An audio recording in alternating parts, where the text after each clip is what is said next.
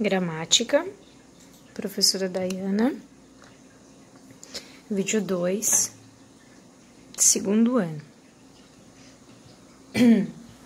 A gente conversou no vídeo anterior sobre os tipos de predicado e por várias vezes a professora falou em verbos de ligação.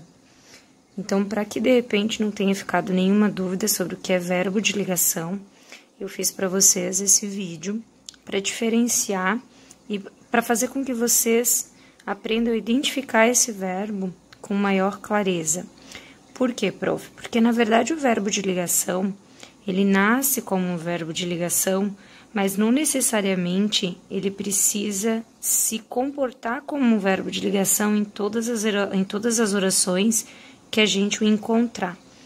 Primeiro, a gente costuma fazer essa brincadeirinha aqui, um macetezinho para vocês gravarem quem são os verbos de ligação.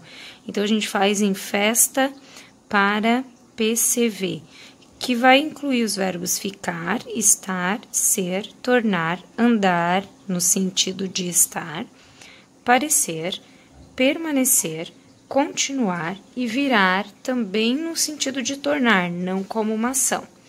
Quando é que esses verbos aqui permanecerão como verbo de ligação? Primeiro, quando eles conseguirem levar ao pé da letra o seu conceito, que é o de ligar o sujeito à sua característica. Então, eu preciso do sujeito e eu preciso do predicativo do sujeito.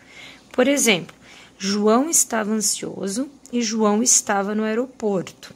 Quando eu uso João estava ansioso, a gente tem a identificação do sujeito, a gente tem o verbo de ligação, porque nós temos aqui uma característica. Não é o verbo de ligação que transforma esse adjetivo em um predicativo do sujeito. É por conter esse predicativo do sujeito que a gente pode classificar esse verbo como um verbo de ligação. Então, como eu tenho um predicativo do sujeito, um predicado nominal, uma característica do sujeito, eu tenho o verbo de ligação. No exemplo de baixo, eu tenho João estava no aeroporto. Como no aeroporto não é uma característica, ele traz uma ideia de lugar, ele é um adjunto adverbial de lugar, esse no aeroporto aqui faz com que este meu verbo deixe de ser um verbo de ligação e se transforme, semanticamente falando, em um verbo de ação.